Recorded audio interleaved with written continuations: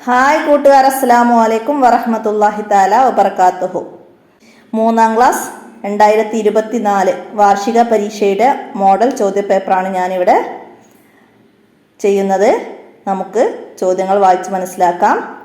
എല്ലാ ചോദ്യപേപ്പറും ഒരൊറ്റ വീഡിയോ ആയിട്ട് വോയിസ് ആയിട്ട് ആഡ് ചെയ്യാണ്. നമുക്ക് വിശദമായിട്ട് പ്രിൻ്റ് കിട്ടിയിട്ട് നമുക്ക് ചെയ്യണം. അടുത്ത വർഷം എക്സാമിന് എല്ലാവർക്കും ഉപകാരപ്പെടുന്ന രീതിയിൽ നന്നായിട്ട് റിവിഷനായിട്ട് തന്നെ ചെയ്യണം. അപ്പോൾ ഇന്ന് നമുക്ക് ചോദ്യങ്ങൾ ഒറ്റ നോട്ടത്തിൽ വായിച്ച് മനസ്സിലാക്കാം. 1 മുതൽ 10 വരെ കോളത്ത് ശരി അടയാളപ്പെടുത്താനാണ്. ദുറൂസുൽ ഇസ്ലാമിൻ്റെ ചോദ്യപേപ്പർ 1 ആണ്. ദുറൂസുൽ ഇസ്ലാം 1 മുതൽ 10 വരെയുള്ള പാഠത്തു നിന്ന് വന്ന ചോദ്യമാണ്. അപ്പോൾ ഒന്നാമത്തെ ചോദ്യം എന്താണ്? സ്വർഗത്തിലെ സ്ത്രീകളിൽ ഏറ്റവും ശ്രേഷ്ഠതയുള്ള മഹദി ആരാണ്? അപ്പോൾ ഇവിടെ ഖദീജ ബീവിയാണ് നമ്മൾ ശരി അടയാളപ്പെടുത്തേണ്ടത്. അടുത്തത്, ഈ ലോകത്ത് നിന്ദ്യതയും അപമാനവും ലഭിക്കും. ആർക്കാണ് ഈ ലോകത്ത് നിന്ദ്യതയും അപമാനവും ലഭിക്കുക? മോഷ്ടാക്കൾക്ക്. നബി സല്ലല്ലാഹു അലൈഹി വസല്ലമയുടെ മകളാണ്. അപ്പോൾ ഇവിടെ 3 പേരുകൾ തന്നിട്ടുണ്ട്: ഹഫ്സ, സൗദ, റുക്കിയ. അതിൽ മകള് റുക്കിയയാണ്, ബാക്കിയൊക്കെ ഭാര്യമാരാണ്. അടുത്തത്, അല്ലാഹു തആല ഒരാൾക്ക് നന്മ ഉദ്ദേശിച്ചാൽ അവനെ പ്രിയങ്കരനാക്കും. ആർക്കാണ് പ്രിയങ്കരനാക്കുക? അയൽവാസിക്കാണ്. അതടയാളപ്പെടുത്തുക. അടുത്ത്, എല്ലാവരോടും കാരുണ്യത്തോടെ പെരുമാറാൻ ശീലിക്കുന്ന തൊഴിൽ എന്താണ്? ആടുമേക്കലാണ്. അതടയാളപ്പെടുത്താം.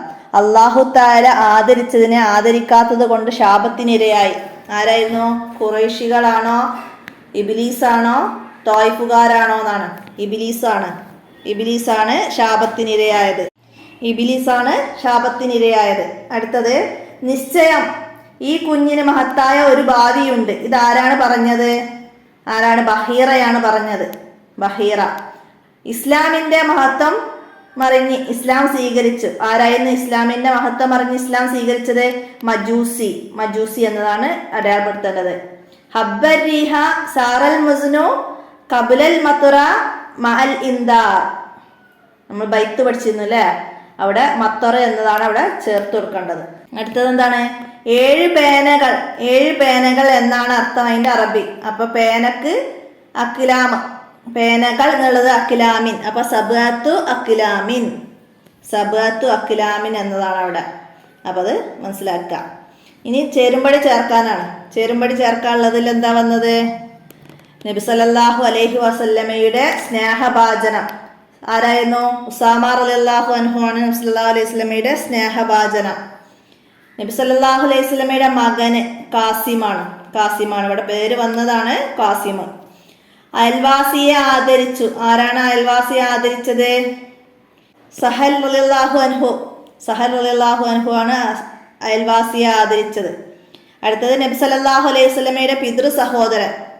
ആരാണ് നബി സല്ലല്ലാഹു അലൈഹി വസല്ലമയുടെ പിതൃ സഹോദരൻ? അബൂ തോലിബ്. അപ്പൊ അതിൻ്റെ ഒക്കെ ലെറ്ററാണ് നമ്മൾ അവിടെ എഴുതി കൊടുക്കേണ്ടത്. അടുത്തത്, പൂരിപ്പിക്കാനാണ്. ഖുർആൻ പാരായണം ചെയ്യുന്നവർക്ക് അത് ശുപാർശ ചെയ്യും. അന്ത്യനാളിൽ ശുപാർശ ചെയ്യും. അല്ലാഹു തആലയുടെ ആദരിക്കൽ ഭക്തിയിൽപ്പെട്ടതാണ്. ചിഹ്നങ്ങളെ ആദരിക്കൽ ഭക്തിയിൽപ്പെട്ടതാണ്. നബി സല്ലല്ലാഹു അലൈഹി വസല്ലമ പറഞ്ഞു, എല്ലാവരും ആടിനെ മേച്ചിട്ടുണ്ട്. ആരെല്ലാവരാണ്? പ്രവാചകന്മാരെല്ലാവരും ആടിനെ മേച്ചിട്ടുണ്ട്. അടുത്ത്, സിത്ത സബ തിസ്അ അശ്റ. അപ്പൊ അതിന്റെ ഇടയില് സമാനിയ വിട്ട് സിത്ത സബ സമാനിയ തിസ്അ അശ്റ. അത് ഓർഡറിൽ അങ്ങനെ എഴുതാനാണ്. നബി സല്ലല്ലാഹു അലൈഹി വസല്ലമയുടെ ഭാര്യമാർ ഉമ്മമാരാണ്. ആരാണ്? വിശ്വാസികളുടെ ഉമ്മമാര്. അപ്പൊ അവിടെ വിശ്വാസികളുടെ എന്ന് എഴുതാം. ഒറ്റവാക്കിൽ ഉത്തരം എഴുതാനാണ്. പിന്നെ നബി സല്ലല്ലാഹു അലൈഹി വസല്ലമയുടെ പെൺമക്കൾ എത്ര? നബി സല്ലല്ലാഹു അലൈഹി വസല്ലമക്ക് 4 പെൺമക്കളാണ്, 3 ആൺമക്കളും. അടുത്തത്, നബി സല്ലല്ലാഹു അലൈഹി വസല്ലമയുടെ ഏറ്റവും വലിയ മോചിതത്ത് ഏത്? വിശുദ്ധ ഖുർആനാണ്. ആലിമുകളെ ആദരിക്കുന്നതിന്റെ വിധി നിർബന്ധാണ്. അള്ളാഹു ആദരിച്ചതിനെ ആദരിക്കല് നിർബന്ധാണ്. അടുത്ത്, ആടുകളെ മേച്ചാൽ എന്ത് പഠിക്കും? എന്താണ്? ക്ഷമയും സഹനവും പഠിക്കും. അടുത്തത്, തോട്ടം എന്നതിന്റെ അറബി പദം ബുസ്താൻ എന്നാണ്. നമ്മൾ ഒരു അറബി പാഠമുണ്ടായിരുന്നു, അതിന്നാണ് വന്നത്. മനസ്സിലാക്കുക. ബുസ്താൻ എന്നാണ് തോട്ടത്തിൻ്റെ. അടുത്തത് എന്താ? ഒറ്റവാചകത്തിൽ ഉത്തരം എഴുതാനാണ്. അയൽവാസികളോട് എങ്ങനെ പെരുമാറണം? എങ്ങനെയാണ് അയൽവാസികളോട് പെരുമാറേണ്ടത്? അവരെ സ്നേഹിക്കണം, ബഹുമാനിക്കണം, അവർക്ക് വിഷമമുണ്ടാകുന്ന ഒന്നും ചെയ്യരുത്. അങ്ങനെയാണ് അവരോട് പെരുമാറേണ്ടത്. അടുത്ത നബി സല്ലല്ലാഹു അലൈഹി വസല്ലമയുടെ കുടുംബം വ്യാപിച്ചത് ആരിലൂടെയാണ്? ഫാത്തിമ ബീവിയുടെ മക്കളായ ഹസൻ, ഹുസൈൻ ഇവരുടെ സന്താന പരമ്പരയിലൂടെയാണ് നബി സല്ലല്ലാഹു അലൈഹി വസല്ലമയുടെ കുടുംബം വ്യാപിച്ചത്. അടുത്തത്, മുൻപുള്ളവരെ അല്ലാഹു തആല നശിപ്പിച്ചത് അവരുടെ അനീതിയാണ്. എന്തായിരുന്നു അനീതി? മാന്യന്മാർ മോഷ്ടിച്ചാൽ അവരെ വെറുതെ വിടും, ബലഹീനർ മോഷ്ടിച്ചാൽ അവരെ ശിക്ഷ നടപ്പാക്കും, അവർക്കെതിരെ ശിക്ഷ നടപ്പാക്കുകയും ചെയ്യും. അതാണ് പണ്ടുള്ളവരുടെ അനീതി. അതാണ് അവരെ നശിപ്പിക്കാൻ കാരണം. മനസ്സിലാക്കുക. അടുത്തത്, 5 പെൺകുട്ടികൾ അറബിയിൽ എഴുതണം. 5 പെൺകുട്ടികൾ. ഹംസു ബനാത്തിൻ എന്നാണ് 5 പെൺകുട്ടികൾ എന്നുള്ളത്. അടുത്ത 5 വരിയിൽ കുറയാതെ ഉപന്യസിക്കാനാണ്. ഉമ്മഹാത്തുൽ മുഅ്മിനീൻ സല്ലല്ലാഹു അലൈഹി വസല്ലമയുടെ ഭാര്യമാര്.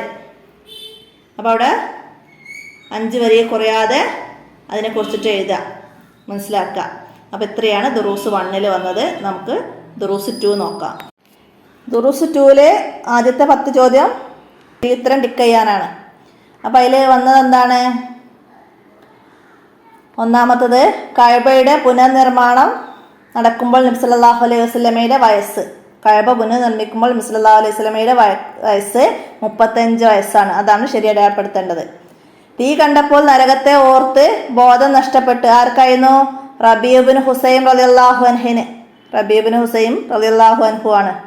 അടുത്ത, സൂറത്തുൽ ഫാത്തിഹയിൽ എത്ര ആയത്തുണ്ട്? 7 ആയത്താണ് സൂറത്തുൽ ഫാത്തിഹയിൽ. അടുത്തത്, സ്വർഗത്തിൽ ഏറ്റവും വലിയ അനുഗ്രഹം ഏതാണ്? ലിക്കാ. അല്ലാഹു തആലയുടെ ലിക്കാ ആണ്. നമ്മൾ പഠിച്ചിട്ടുണ്ട് അല്ലേ? ലിക്കാ എന്നതാണ്.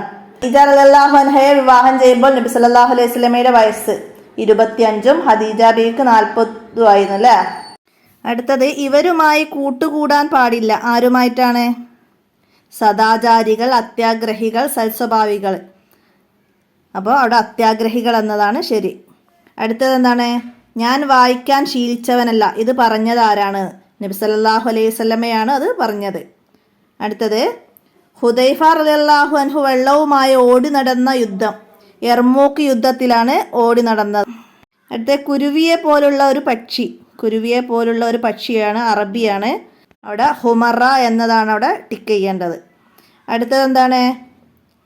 അത്തബിയു ഹാദീലി. ആരാ ഇത് പറഞ്ഞത്? ഇത് ചോദിച്ചത് ആരാണ്? ആരാ ചോദിച്ചത്? നബി സല്ലല്ലാഹു അലൈഹി വസല്ലമയാണ് അത് ചോദിച്ചത്. ഇതിനെ വിൽക്കുമോ എന്ന് ചോദിക്കുന്നുണ്ട് നബി സല്ലല്ലാഹു അലൈഹി വസല്ലമ. അപ്പം അതാണ് അത്തബിയു ഹാദിഹി ലീൻ. അടുത്തത് എന്താണ്? മാച്ച് ചെയ്യാനാണ്. നരകം ഇവർക്കുള്ള വീടാണ്. ആർക്കുള്ള വീടാണ് നരകം? തിന്മ ചെയ്യുന്നവർക്ക്. അപ്പം അതിൻ്റെ ബി എഴുതാം. അടുത്തത്, ഒരു കെട്ടിടം പോലെയാണ്. ആരാണ്? ഒരു കെട്ടിടം പോലെ സത്യവിശ്വാസികൾ. അതിൻ്റെ ഡി എഴുതാം. അടുത്തത്, പ്രകാശിക്കുന്ന മിമ്പറുകൾ ലഭിക്കുന്നവർ ആർക്കാണ്? നല്ല സുഹൃത്തുക്കൾക്കാണ്. അപ്പം അതിൻ്റെ എ എഴുതാം. അടുത്തത്, ആദ്യമായി കഅബ നിർമ്മിച്ചത് മലക്കുകളാണ്. അപ്പം അതിൻ്റെ സി എന്നത് എഴുതാം. അടുത്തത്, നബി സല്ലല്ലാഹു അലൈഹി വസല്ലമക്ക് ആദ്യമായി വഹി ലഭിച്ചത് ഡാഷ് 27 രാത്രിയിലായിരുന്നു എന്നാണ്. എന്നാണ്? റമളാൻ 27-ന് രാത്രിയിലായി. നമ്മുടെ റമളാൻ എന്ന് എഴുതാം. അടുത്തത്, സ്വർഗം ലഭിക്കണമെങ്കിൽ ഡാഷ് വേണം, സൽക്കർമ്മങ്ങളും ചെയ്യണം. എന്താണ്? സ്വർഗം ലഭിക്കണമെങ്കിൽ ഈമാൻ വേണം, സൽക്കർമ്മങ്ങളും ചെയ്യണം. ഈമാൻ എന്നത് അവിടെ എഴുതാം. അടുത്തത്, യൗമുദ്ദീൻ എന്നാൽ എന്താണ്? ഫാത്തിഹയിൽ നിന്ന് വന്നതാണ്. പ്രതിഫലം നൽകുന്ന ദിവസമാണ്. യൗമുദ്ദീൻ എന്നാൽ പ്രതിഫലം നൽകുന്ന ദിവസം എന്നാണ്. അടുത്തത്, സ്വാർത്ഥത പാടില്ല, അത് സത്യവിശ്വാസിക്ക് ചേർന്നതല്ല. അവിടെ സത്യവിശ്വാസിക്ക് എന്ന് എഴുതാം. ഡാഷ്. അടുത്തത്, നരകത്തിലുള്ളവരുടെ ഭക്ഷണം എന്താണ്? വിഷച്ചെടിയുടെ മുള്ളാണ്. നരകത്തിലുള്ളവരുടെ ഭക്ഷണം വിഷച്ചെടിയുടെ മുള്ളാണ്. ഇനി ഒറ്റവാക്കിൽ ഉത്തരം എഴുതാനാണ്. കഅബ പുനർനിർമ്മാണ ഘട്ടത്തിൽ നബി സല്ലല്ലാഹു അലൈഹി വസല്ലമയുടെ ജോലി കല്ല് ചുമക്കലായിരുന്നു. ഖദീജ ബീവിയുടെ പിതാവിൻ്റെ പേര്. ഖദീജ ബീവിയുടെ പിതാവ് ഹുവൈലിദാണ്. ഹുവൈലിദിൻ്റെ മകൾ ഖദീജ ബീവി എന്നാണ് നമ്മൾ പറഞ്ഞത്, ഹുവൈലിദ്. അടുത്തത് സ്നേഹിതൻ നന്മ ചെയ്താൽ നാം എന്തു ചെയ്യണം? എന്താണ്? പ്രശംസിക്കണം. പ്രശംസിക്കണം എന്ന് എഴുതാം. ദുഃഖമില്ല, സന്തോഷം മാത്രം. എവിടെ? സ്വർഗത്തിൽ അല്ലേ? സ്വർഗം എഴുതാം. അടുത്തത് ഉറുമ്പ് എന്നതിൻ്റെ അറബി പദം, ഉറുമ്പ് എന്നതിൻ്റെ അറബി പദം നംല് എന്നാണ്. നംല്, ഉറുമ്പ്. അടുത്ത ഒറ്റ വാചകത്തിൽ ഉത്തരം എഴുതാനാണ്. നബി സല്ലല്ലാഹു അലൈഹി വസല്ലമയെ കണ്ടപ്പോൾ നെസ്തൂറ പറഞ്ഞത് എന്താണ്? എന്താ പറഞ്ഞത്? ഈ മരച്ചുവട്ടിലിരിക്കുന്നത് പ്രവാചകൻ തന്നെ ആണെന്ന് നെസ്തൂറ പറഞ്ഞു. അടുത്തത് നരകത്തിൽ നിന്ന് രക്ഷപ്പെടാൻ എന്തു ചെയ്യണം? നരകത്തിൽ നിന്ന് രക്ഷപ്പെടാൻ വിശ്വസിക്കുകയും സൽക്കർമ്മങ്ങൾ അനുഷ്ഠിക്കുകയും വേണം. വിശ്വസിക്കുകയും സൽക്കർമ്മങ്ങൾ അനുഷ്ഠിക്കുകയും വേണം. എന്താണ് ഹിജ്ർ ഇസ്മായിൽ? എന്താണ് ഹിജ്ർ ഇസ്മായിൽ? കഅബയിൽ പെട്ടതും കെട്ടിടത്തിനു പുറത്തുള്ളതുമായ സ്ഥലമാണ്. കഅബയുടെ അടുത്ത് വളച്ചു കെട്ടിയ ഭാഗമാണ് ഹിജ്ർ ഇസ്മായിൽ. മനസ്സിലാക്കുക. ആമീൻ എന്ന വാക്കിൻ്റെ അർത്ഥം എന്താണ്? ഞങ്ങളുടെ പ്രാർത്ഥനയ്ക്ക് ഉത്തരം നൽകണമേ എന്നാണ് ആമീൻ എന്ന വാക്കിൻ്റെ അർത്ഥം. 5 വരിയിൽ കുറയാതെ എഴുതാൻ സ്നേഹിതന്മാർ. സ്നേഹിതന്മാർ എന്നതിനെ കുറിച്ചിട്ടാണ് അവിടെ 5 വരിയിൽ കുറയാതെ എഴുതേണ്ടത്. നമുക്ക് കൂട്ടുകാരെ തിരഞ്ഞെടുക്കുമ്പോൾ ശ്രദ്ധിക്കേണ്ട കാര്യങ്ങളൊക്കെ പറഞ്ഞൊരു പാടുണ്ട്. അപ്പോൾ അതിൽ നിന്നാണ് 5 വരിയിൽ കുറയാതെ എഴുതേണ്ടത്. അപ്പോൾ അതൊക്കെ മനസ്സിലാക്കുക. അപ്പോൾ അത് കൂട്ടുകാരോടുള്ള കടമകൾ പറയുന്നുണ്ട്, അതൊക്കെ എഴുതിയാലും മതി. അപ്പോൾ അവിടെ 6 മാർക്ക് ലഭിക്കും. മനസ്സിലാക്കി പഠിക്കുക. ഇത്രയാണ് ദുറൂസ് 2 എന്നതിൽ വന്നത്. അടുത്തത് നമുക്ക് തജ്വീദിൽ ഖുർആൻ നോക്കാം. തജ്വീദിൽ 1 മുതൽ 10 വരെ ടിക്ക് ചെയ്യാൻ തന്നെയാണ് വന്നത്. അപ്പോൾ അവിടെ ഒന്നാമത് വന്നത് സാക്കിനായ മീമിനെ ഇഹ്ഫാവ് ചെയ്ത് ഓതണം. സാക്കിനായ മീമിന് ശേഷം ബാ വന്ന രണ്ടാമത്തെ ഓപ്ഷനാണ് അവിടെ ശരി. അടുത്തത് തൻവീനിനെ ഉന്നത്ത് കൂടാതെ ഇദാം ചെയ്യേണ്ടതിന് ഉദാഹരണം ഏതാണെന്നാണ്. അപ്പോൾ അവിടെ ഇദാമും ബിലാവുന്ന വരണം. തൻവീനിൻ്റെ ശേഷം റാ വന്നതാണ് അവിടെ അവസാനത്തെ ഓപ്ഷനാണ് അവിടെ ശരി, അഫൂറുർ റഹീം എന്നത്.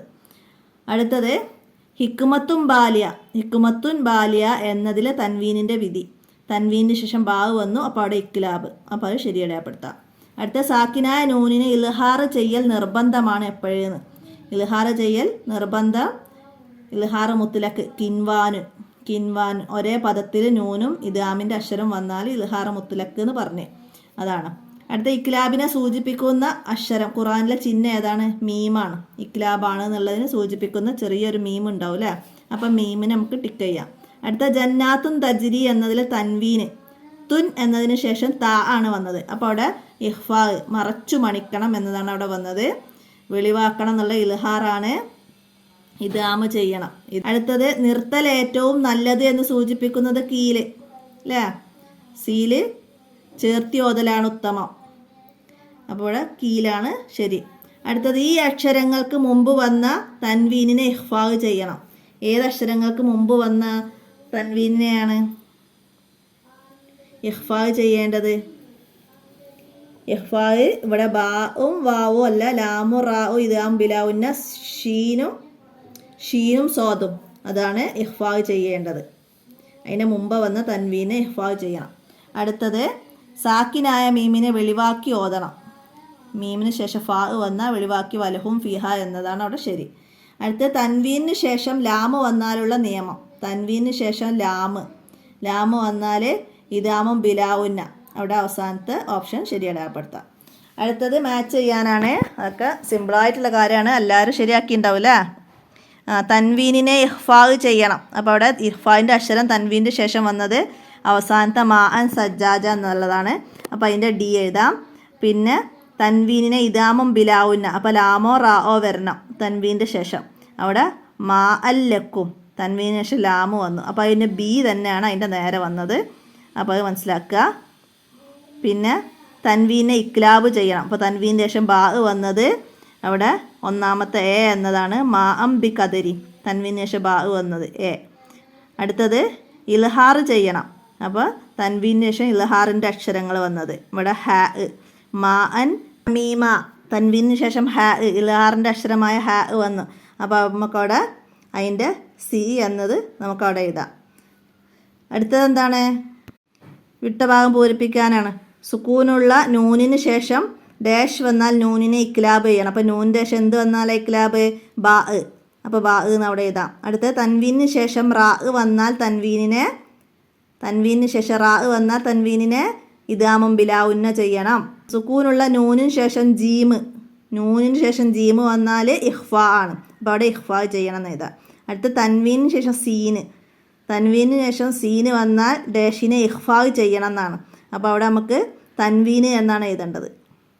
മനസ്സിലായില്ലേ? തൻവീനിന് ശേഷം സീന് വന്നാൽ സീനിനെ അല്ല തൻവീനിനെയാണ് ഇഖ്ഫാ ചെയ്യേണ്ടത്. അപ്പോൾ അവിടെ തൻവീനിനെ എന്ന് എഴുതണം. മനസ്സിലാക്കുക. അടുത്തത് എന്താണ്? സാക്കിനായ മീമിന് ശേഷം ബാ വന്നാൽ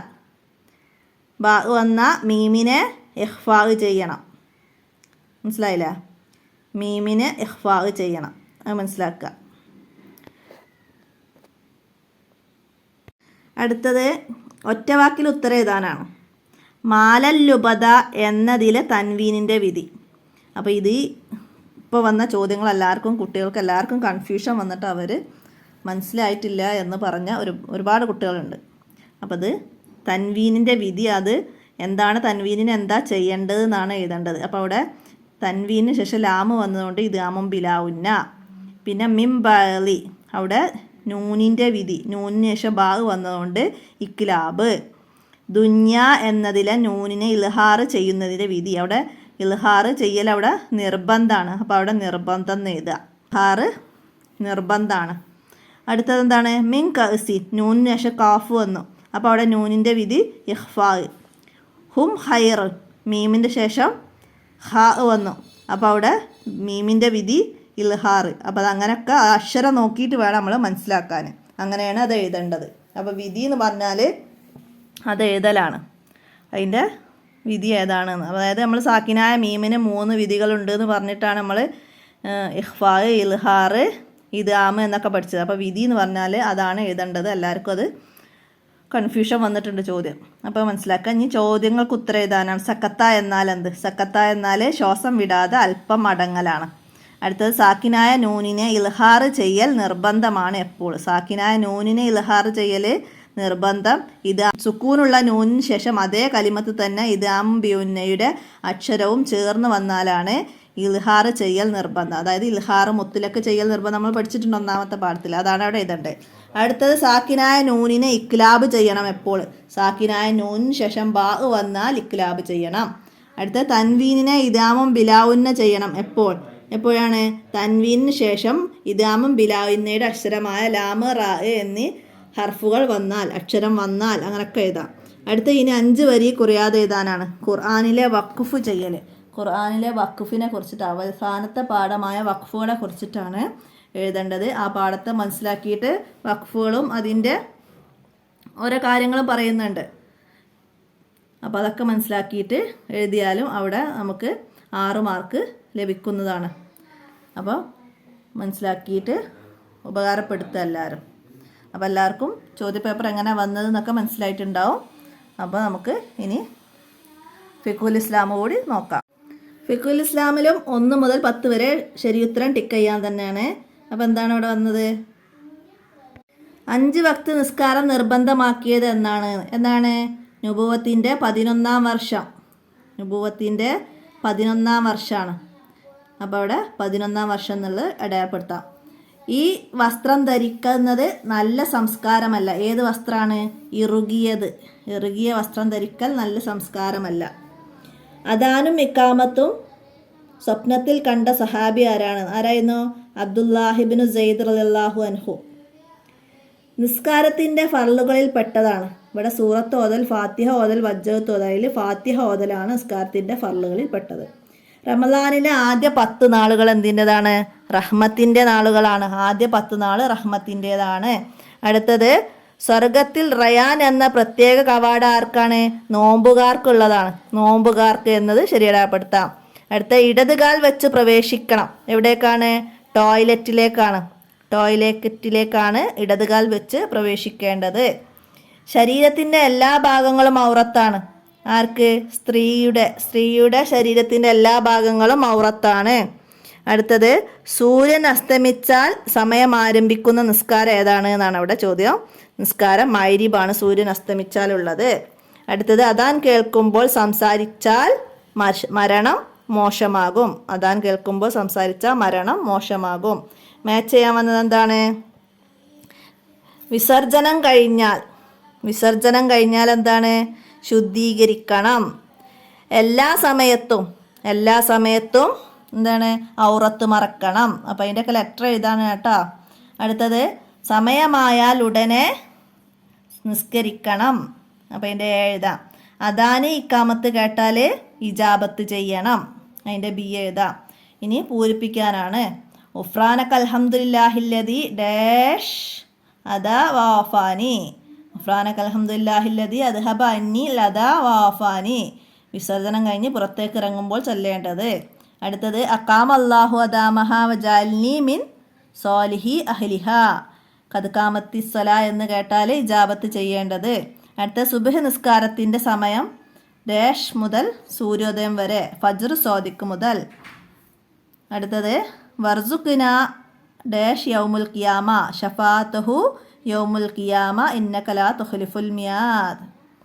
ദുആയിൽ നിന്നാണ്, ബാങ്കിൻ്റെ ശേഷമുള്ള ദുആയിൽ നിന്നാണ് വന്നത്. അടുത്തത് അല്ലാഹുമ്മ തഹ്ഹിർ കൽബി ഡാഷ് മിനൻ നിഫാഖി വഹസ്സിൻ ഫർജി മിനൽ ഫവാഹിഷി. എന്താണ്? വിസർജനം കഴിഞ്ഞതിന് ശേഷം ചൊല്ലേണ്ടതാണ്.